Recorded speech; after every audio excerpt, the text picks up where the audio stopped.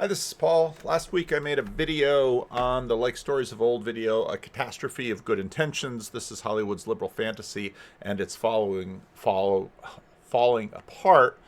That was built on a video on this channel called The Pop Culture Detective, which I'd never heard of, and so because it was mentioned, because I listened to it a few times, I went over to this channel, and not a terribly active channel, but quite a successful channel. 1.1 million subs, a bunch of its videos, fairly high marks. He gets the thesis from a piece by the sociologist David Graeber, who actually had the kernel of the idea with respect to it's funny when you start an essay that you say, let me clarify one thing from the start. Christopher Nolan's Batman, The Dark Knight Rises really is a piece of anti-Occupy propaganda. Nolan, the director, claims the transcript was written before the movement even started, and that the famous scene of the occupation of New York, Gotham, were really inspired by Dickens' account of the French Revolution. It's probably true, but it's disingenuous. Everyone knows Hollywood scripts are continually being rewritten, blah, blah, blah, blah, blah. So he basically has the idea. And now let's see how this goes. Because you never know when you start clipping a new channel whether or not they're going to put up a fuss. So I'm going to pause here first. All right, and now I'm going to play just the last bit of this essay, because the essay very much made very similar points to the Like Stories of Old. It's from 2 years ago, but some of you will get the sense of it's from 2 years ago. And that was sort of before the vibe shift that happens. And, well, let's hear it. At individuals. Oh, let me correct my sound settings first. And punching them in the face. As cathartic as that fantasy might be. So let's pause for a moment and talk about how social change. And the volume's a little low. Let me put up the volume a little bit. All right, the sound should be better now. And sensational solutions. And he's right. Most of the pressing issues facing our society today cannot be solved by finding a few bad individuals and punching them in the face. And that, obviously correct. That is sort of the fantasy. That is part of what Tom Vanderlinde, I believe that's his name from Like Stories of Old, that's what he points. And it's especially important to remember that superheroes are basically weapons. They are sort of the extension of the hero.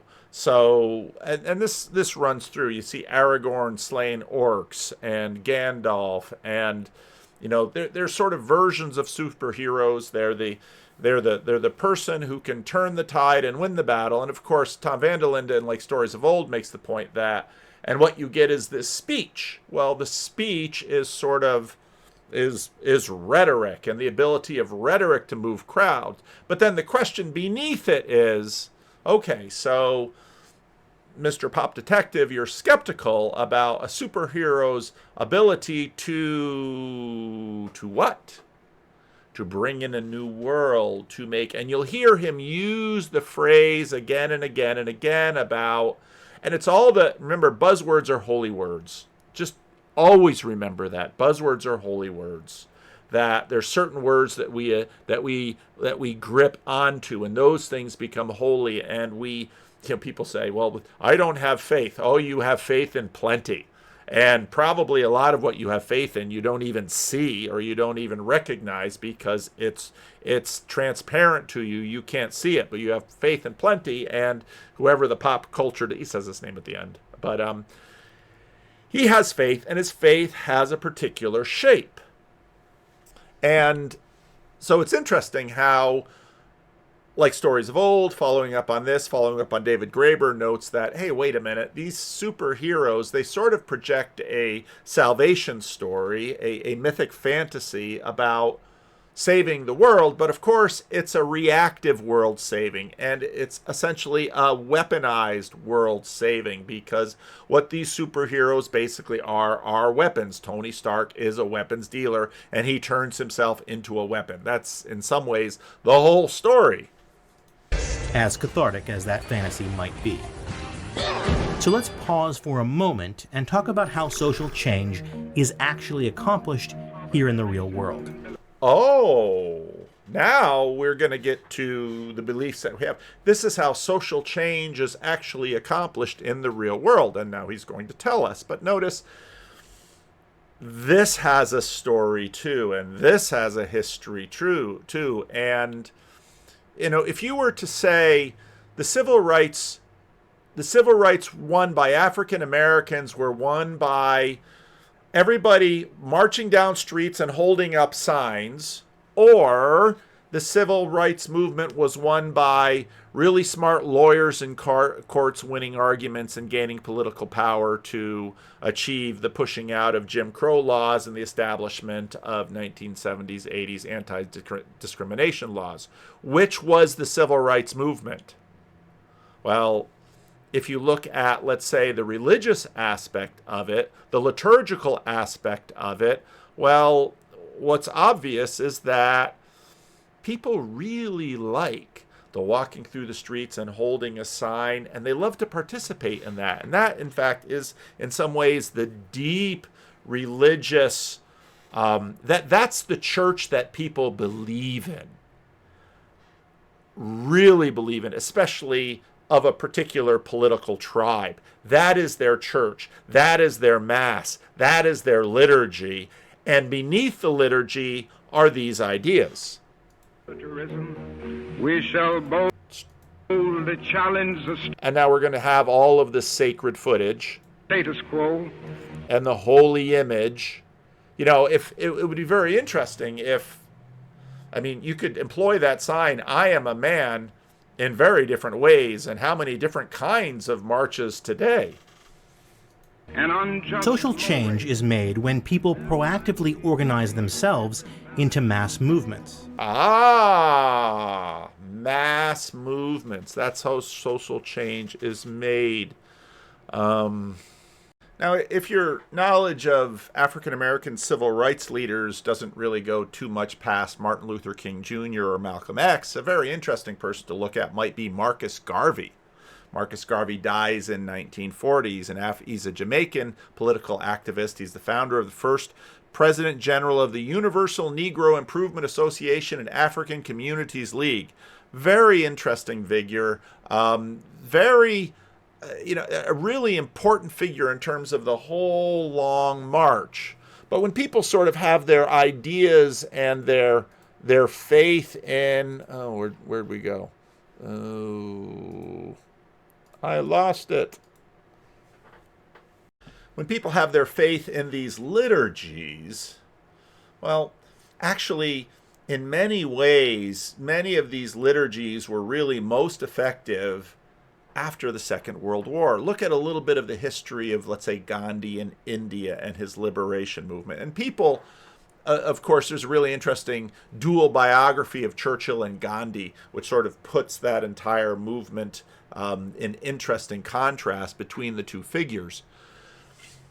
It's very interesting that a lot of people have said things like, well, none of this kind of political liturgy would have been effective in Nazi Germany because Hitler just would have gunned them down, or in the Soviet Union. And just go to China and look for the Tiananmen Square man standing up in front of the tank. Just try to find that footage in China. But yet, here, again, in this context, that's where certain liturgies definitely have set and setting.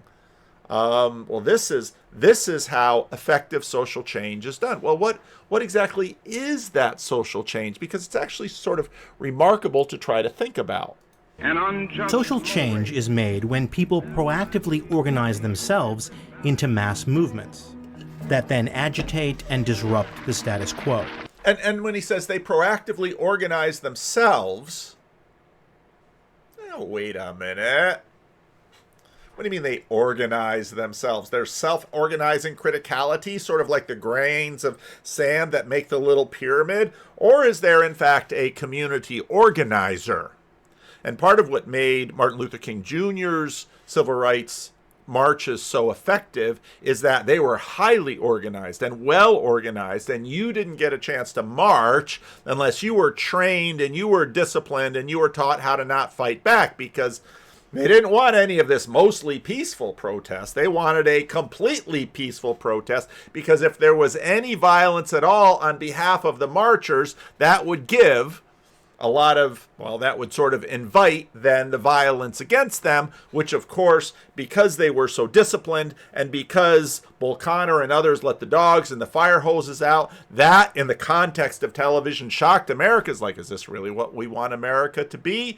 And that in fact would tend to move the politics and the courts and the votes. And was the civil rights movement predominantly about self-organizing, or was it predominantly about people being very effective in terms of saying, America really needs to change, and the old WASP hierarchy really needs to step aside and let the rest of the country in? But if you listen to this take, it's almost kind of like a superhero movie, but the superhero isn't the guy in spandex or the girl with fire coming out of something.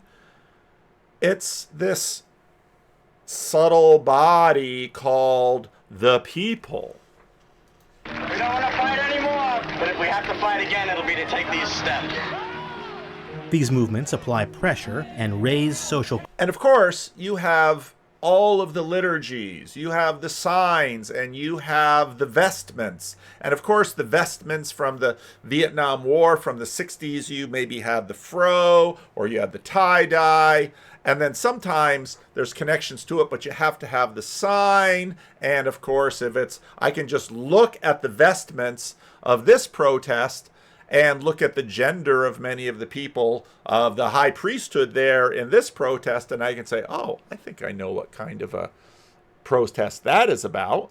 Costs until the powers that be have no choice but to give in to the public's demands. Until the powers that be have no choice but to give in to the public's demands. Now, usually it's the powers that be wanting to keep power, and they realize, well, let's compromise a little bit. So then if you go back and you read the political history, you'll see that, in fact, there's a tremendous amount of negotiation. And, Kennedy and LBJ were keeping a close eye on King and what was happening there, and how much should they move. And, of course, LBJ was from Texas, and the Master of the Senate, if you look at that series of biographies.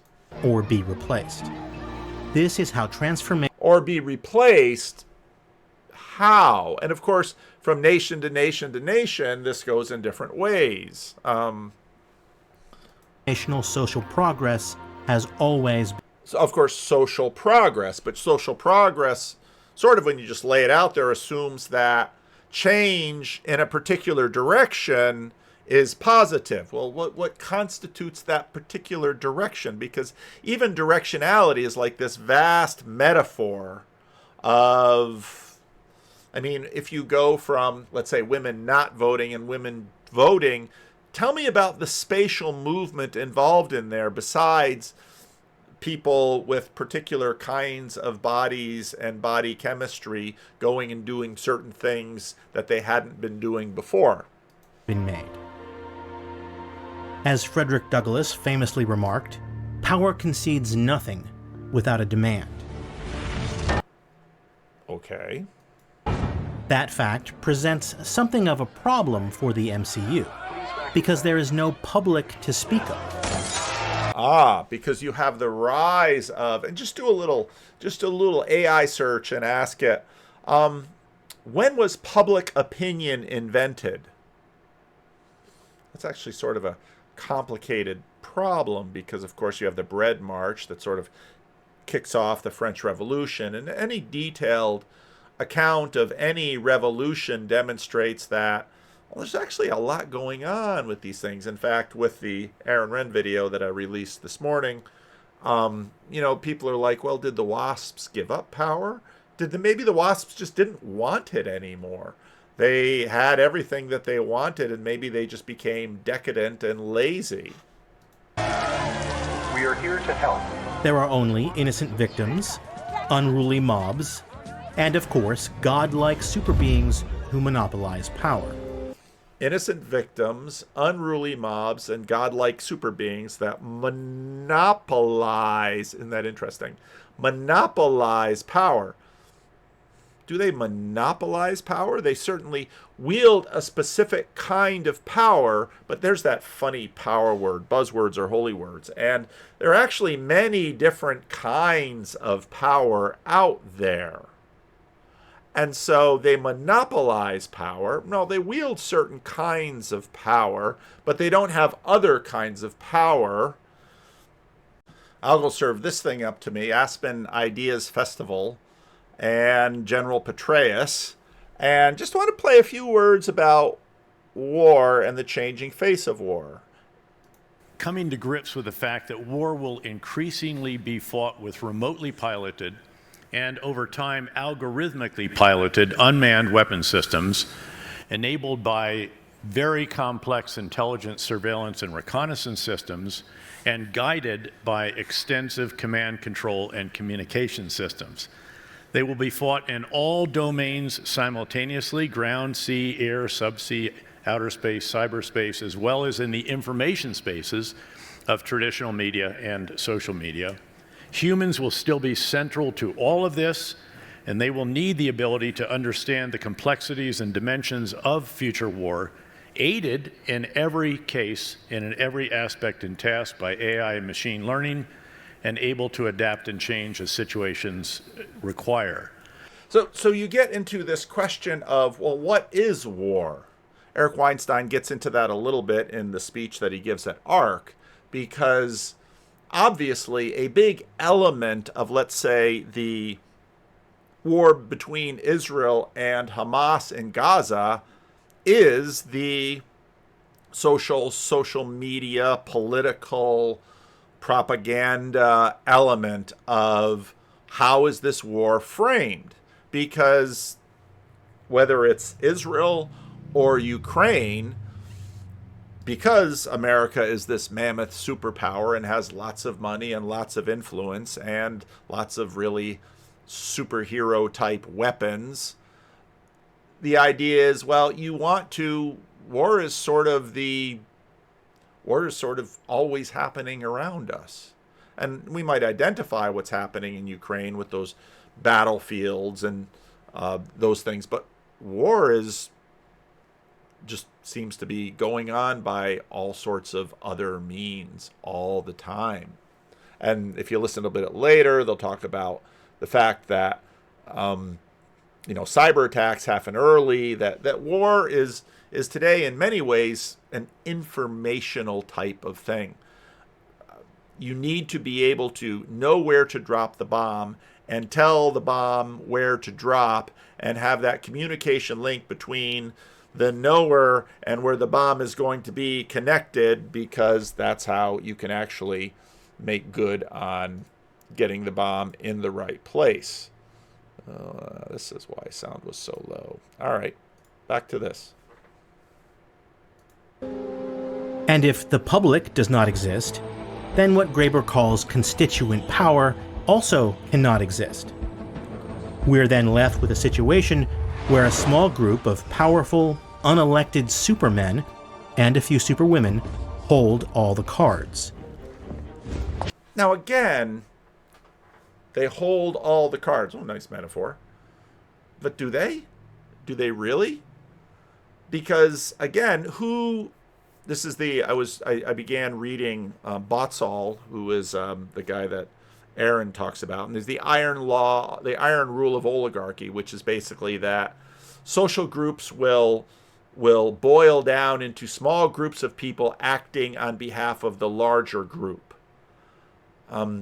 But again, the way that this is framed is they hold all the cards. Well, they hold all the cards within the frame of the story and the movie. Hi, would you mind taking a picture with us? Oh, sure. The only role left for the citizens of the MCU is in deciding which powerful super being to worship. I'm your biggest fan. To show you, boom! In this way, the public is stripped of any power and reduced to passive fandom.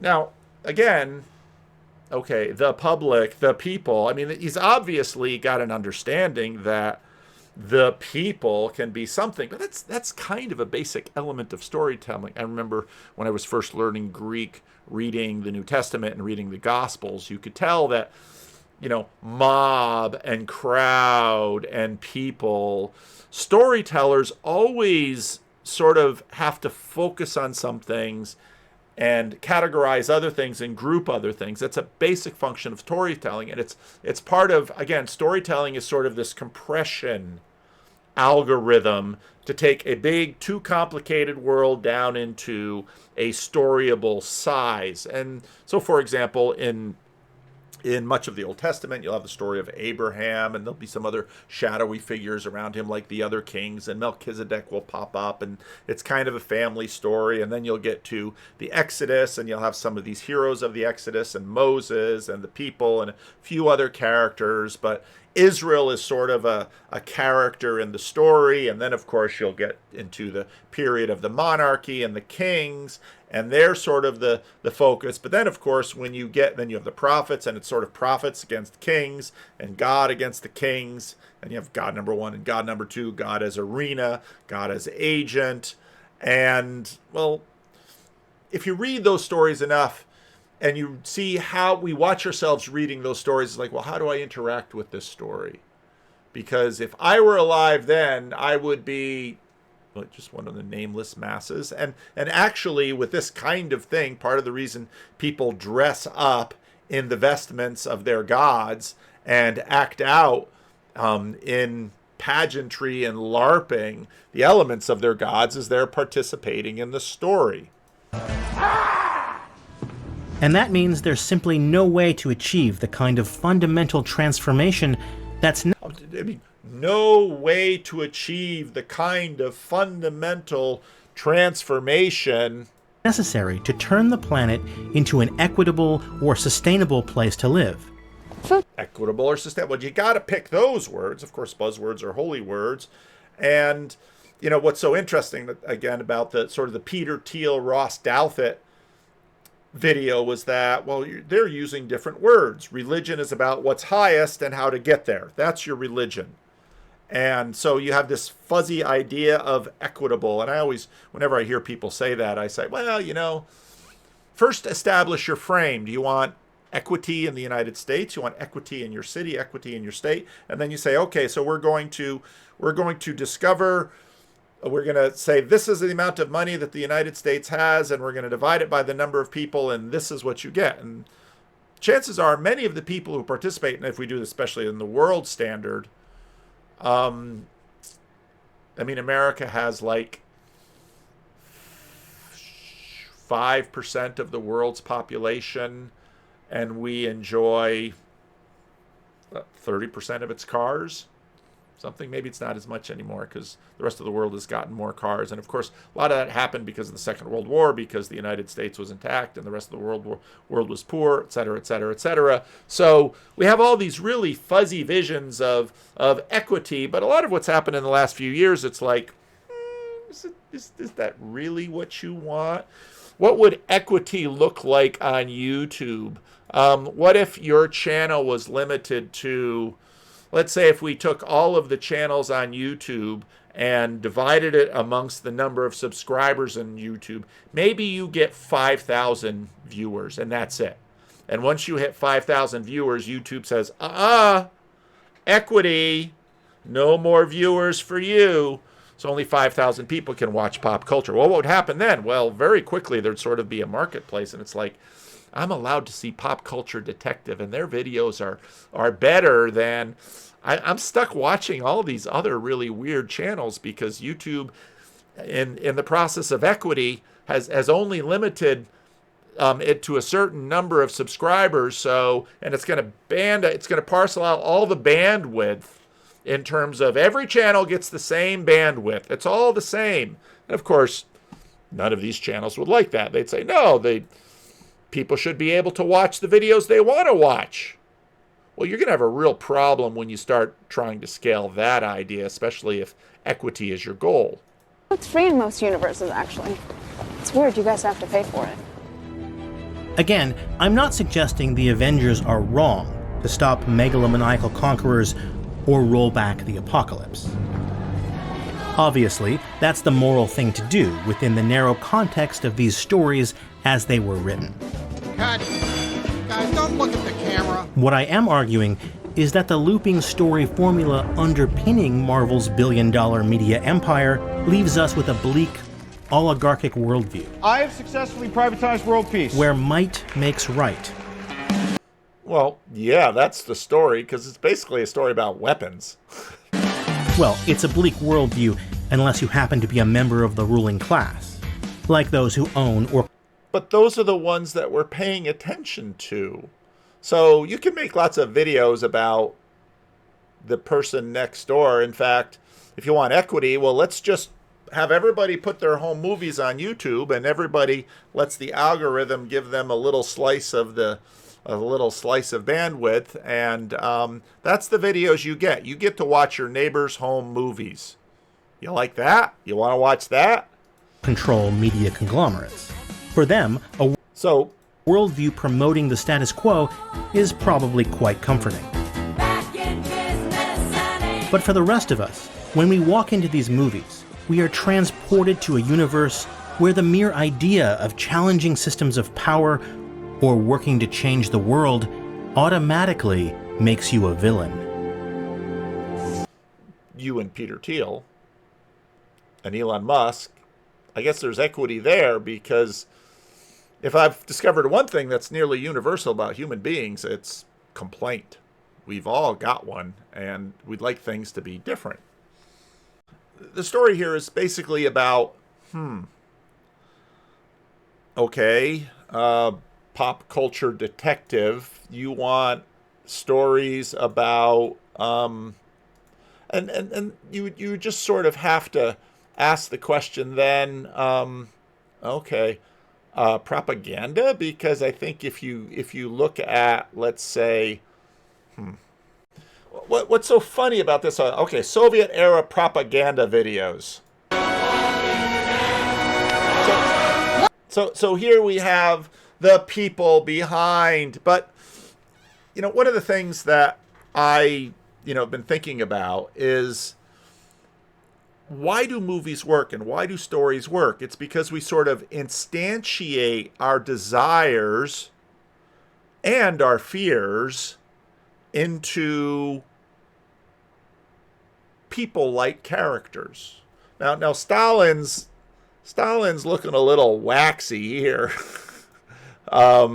Thank you for all you've done for us and for the nation. Oh, look at shiny, happy people. Oh, really happy people.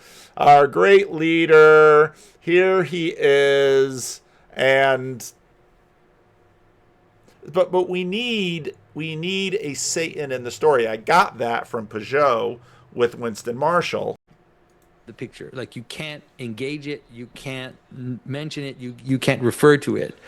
But there's a weakness for the other side, right? So there's a kind of little openness that sets itself up where things on the other side slowly start to infiltrate our culture, right? So you can have a communist flag for sure, but you can't have a Nazi flag. Like, there's a communist emoji. There's no swastika emoji. Exactly. So that is what.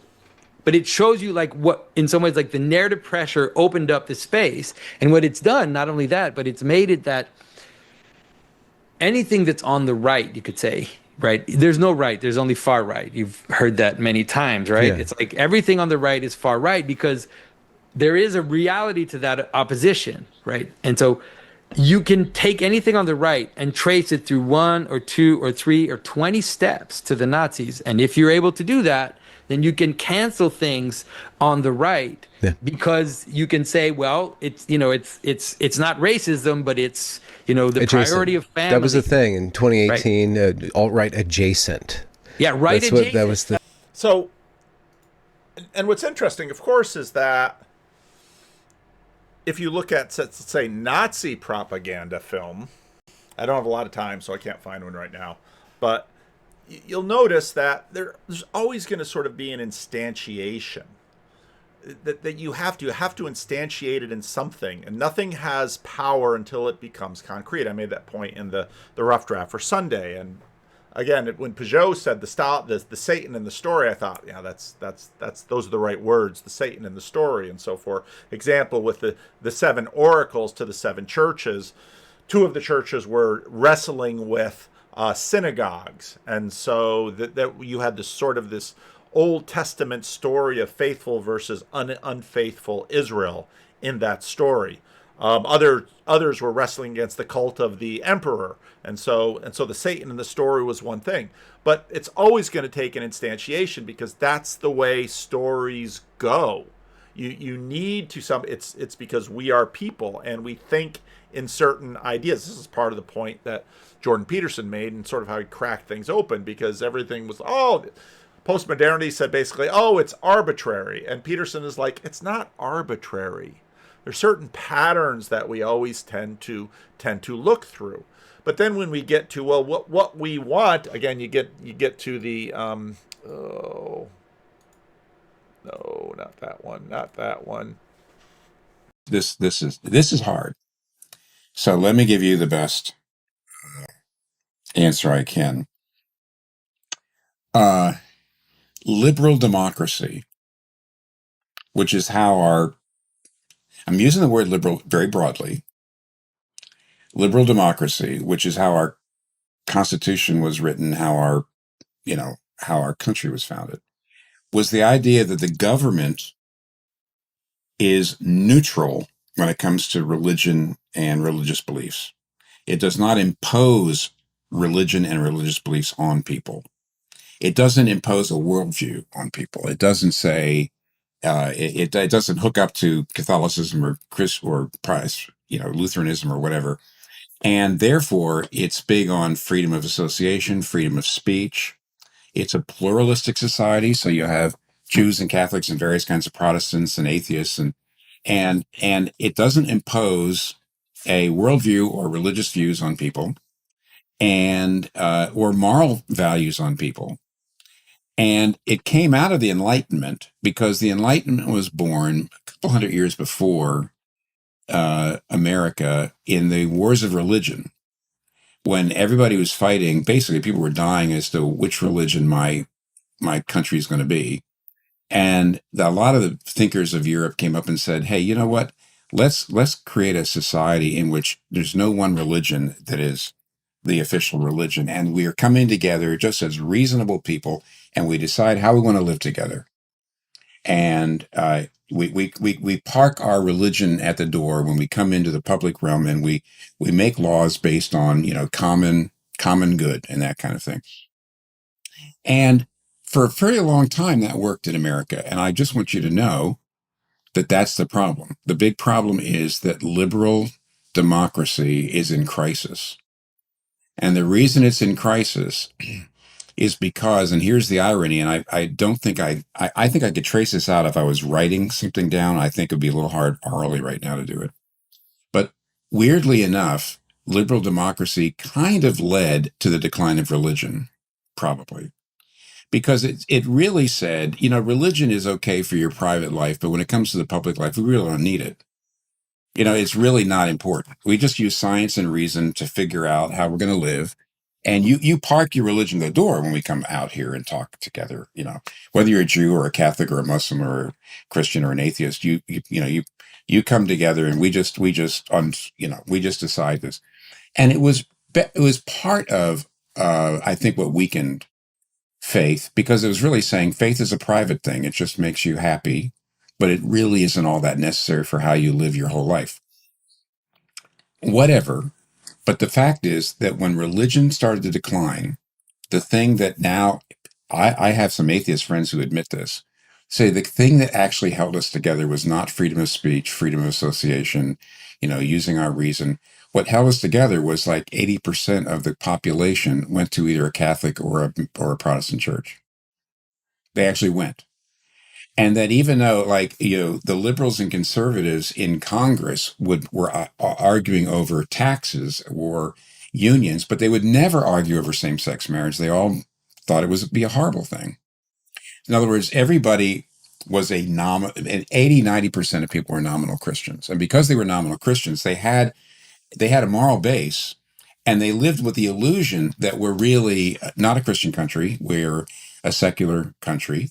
But the fact is they'd never really had to deal with pluralism using liberal democratic structure. And when real pluralism came along, we found out we couldn't abide it. And so now here's the first thing that happened. The first group of people that actually moved away from liberal democracy into we're going to impose our worldview on you were the progressives. They were the first people to start doing it.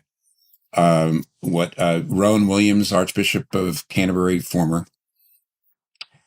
he calls it programmatic secularism rather than procedural secularism.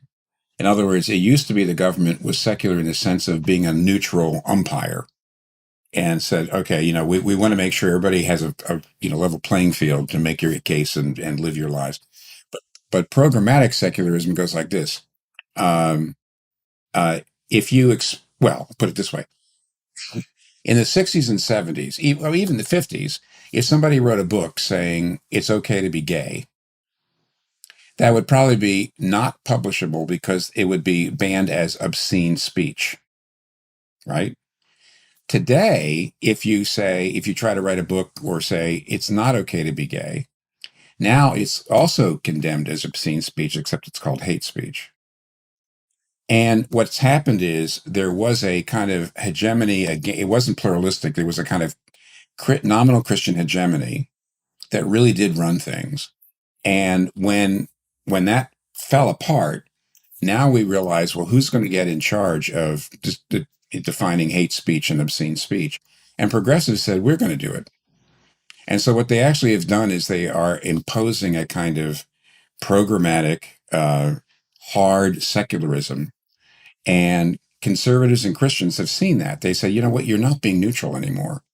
You're really actually pushing. You're actually saying you have to keep your religion totally, totally private, when our religion doesn't allow that. Now, by the way, it's the same problem with Islam. So they're going to have the more Muslims that are here, the more problems they're going to have there too.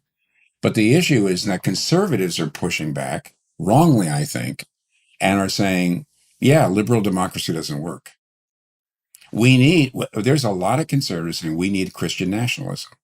We actually need to get, the state needs to be overtly Christian, overtly Protestant, or there needs to be, the Catholic integralists say that the Catholic Church should be the state church. And what they're saying is there's absolutely no way to get that moral consensus. We're always going to be fragmented. Liberal democracy doesn't work. And it is a crisis because the fact is, as long as everybody was a nominal Christian, liberal democracy works, and it doesn't. We're not that anymore. Liberal democracy undermined Christianity and religion in general and created the situation where we truly are divided. And now the old liberal democratic proceduralism doesn't bring us together. We're just at each other's throats. We have alternate views of reality, totally different views of reality. And I don't have a good way forward. I mean, if you were asking me that question, I'm not going to answer it because I'm actually thinking it out. I still think liberal democracy is way better than Catholic integralism or Protestant Christian nationalism. But I also feel like you've got to call out the progressives, to say this, what you consider democracy actually isn't. It is actually an imposition of your worldview on us. So I feel like we have to call both sides out. But when I do that, I am, maybe Carrie, I am called both sidism, playing, or being, trying to be apolitical when you can't be. I don't think that's possible. But I do think it's fair to say, sorry, right and left, I don't know what the alternative is, but what you are proposing is absolutely wrong. Will never really work. It's very interesting because, of course, Marx says religion is the opiate of the people, but the pop culture detective might as well say that Hollywood is the opiate of the people. Transported to a universe where the mere idea of challenging systems of power or working to change the world. And again, it really is what, like Stories of Old says, you have a speech challenging systems of power. Well, tell me about what this looks like. I challenge you, system of power, right here in my office, in front of my camera and my microphone. Here I am, challenging you to a what? But challenging is my sacred liturgy. I mean, and that's exactly what, like Stories of Old is like. And they give a speech. And the new Captain America says, you must do better, Senator. There you go. System of power challenged. Check. Now what? We're going to overthrow. Really? How are you going to do that? What's that going to involve? Probably going to wind up in jail. You're going to turn off the lights on everyone? They're not going to be happy. I mean, this goes back.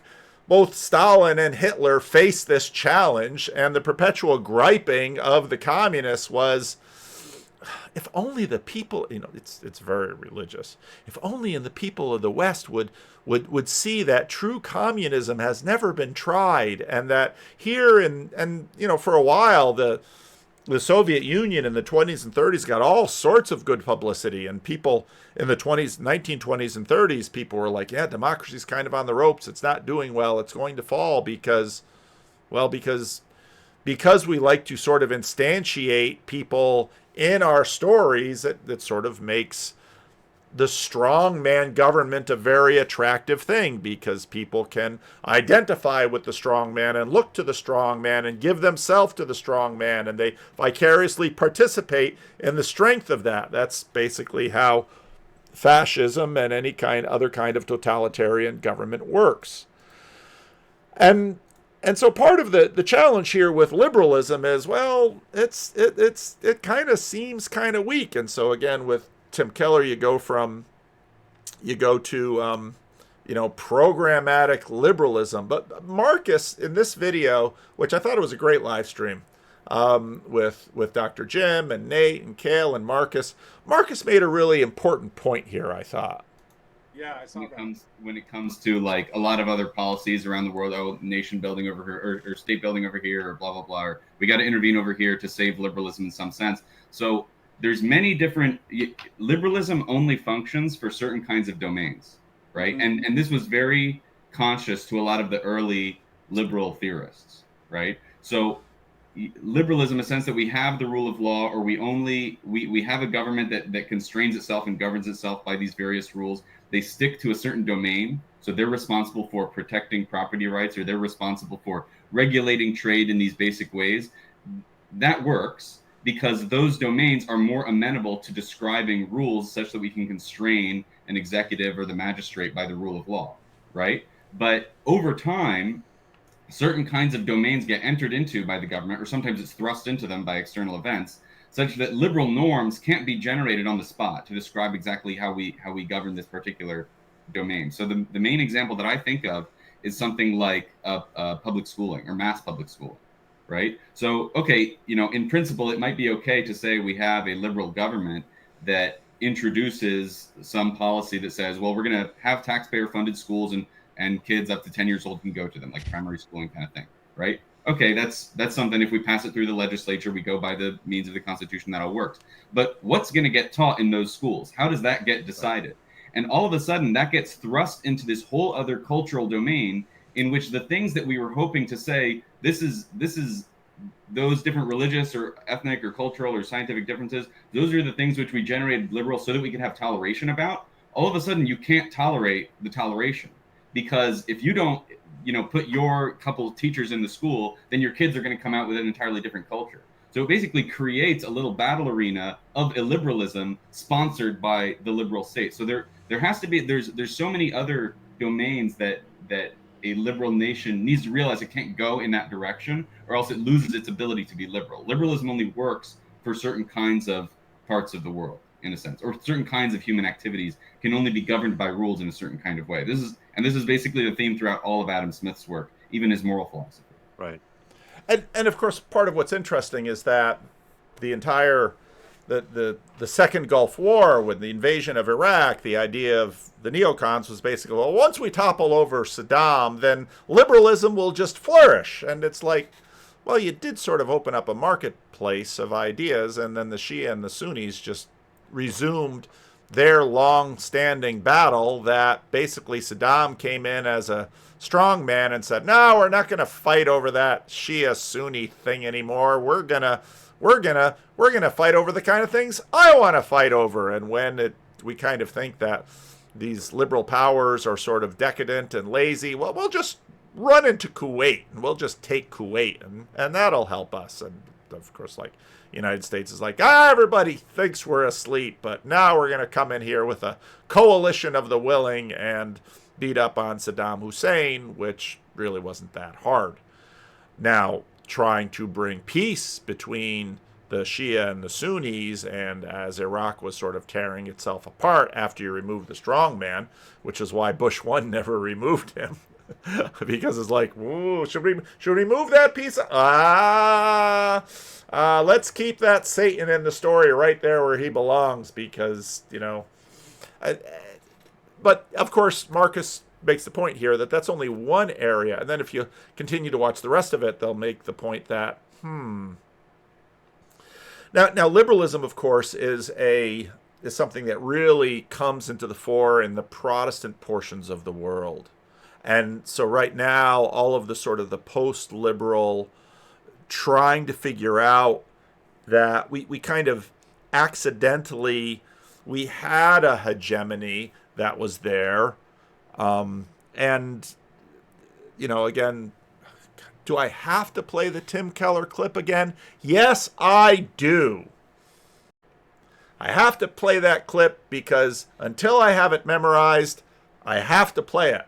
Because, and Dr. Jim said, it's a Tim Keller clip again. But he makes the point that it's almost as if the proper conditions for liberalism are a gift. They're not something that, there's definitely something that we have to participate in. It's definitely something we have to keep. But, these idealistic ideas of the people, well, maybe the people can do it if the people sort of understand that we need this open marketplace of ideas. But again, as is mentioned very often here, it's not a completely open marketplace of ideas at all. There are still ideas that we say no to. I'm going to get voted in president and I'll be president for life. No, you'll be president for 4 years and then you're going to give up power and you're going to be constrained by the law and yada, yada, yada. Well, but the law was made by imperfect people and other people who had ambitions on the future too. Yep, that's right. And so this is part of the reason that there's always this crisis of liberalism, because we always want to know, can we keep it? Can we keep it? I don't know. Maybe we can keep it if, well, liberalism is a high trust form of government. And it works better in high trust communities and cultures. Now, you might say, part of what's interesting is that a lot of people in sort of the anti-liberal arguments will make the argument that, well, you need a unifying thing beneath it. And I think that's right. I mean, part of what, when Cale had his conversation with Christian, they made the point that we've got less and less of a unifying culture underneath. But that doesn't really answer, let's say, the Shia and the Sunni going at it, because don't they have a unified thing underneath that they call Islam? And yet they still go at it. And some of the most vicious civil wars, well, by definition, a civil war is a civil war between members of one body. And so then, a lot of other points come in that, well, it's really helpful if at least the person on top of your body doesn't say, and you must go and kill all your enemies. And of course, Christians have Jesus, and Jesus showed an amazing capacity to not kill his enemies. Because the truth is, if you can raise the dead, you can make people dead. And if you can raise the dead with the word, you can make people dead with the word. And in fact, when Jesus is traveling from the Galilee down to Judea, and they are refused hospitality because the long-term dispute between the Samaritans and the Judeans and the Galileans. And the disciple says, shall we rain down fire from heaven to destroy these inhospitable people? And of course, they've got good biblical reference because the Lord rained down fire and brimstone on Sodom and Gomorrah because of their inhospitable nature. And of course, Gibeah was destroyed by the other tribes because of their lack of hospitality. Jesus rained down fire and brimstone on the Samaritans in the village that have refused to give us basic hospitality for pilgrims going from Galilee to Judea. And Jesus looks at them like, you guys haven't heard a word I've said, have you? Keep walking. Keep walking. We're not taking a vote on this. So well, that seems terribly illiberal, because didn't the people speak that fire and brimstone were required for the Samaritan village? And Jesus says, that's not how we do things. I am out of time, but we'll see if Pop Culture Detective lets me use that little snippet of his video. Hopefully he does. Maybe it's a big enough channel. Who knows? Who knows? Maybe I upload this and YouTube says, nope, can't use it. We'll see. In any case, leave a comment. Midwestuary 2025, August 22nd through the 24th in Elmhurst, Illinois. A weekend you won't want to miss, with special guests Cale Zeldin, Paul Vanderklay, Rod Dreher, Elizabeth Oldfield, John Vervaeke, and Jonathan Pajot. Midwestuary 2025, the Fellowship of the Spirit. Stay tuned for more details. Visit us at midwestuary.com for ongoing updates.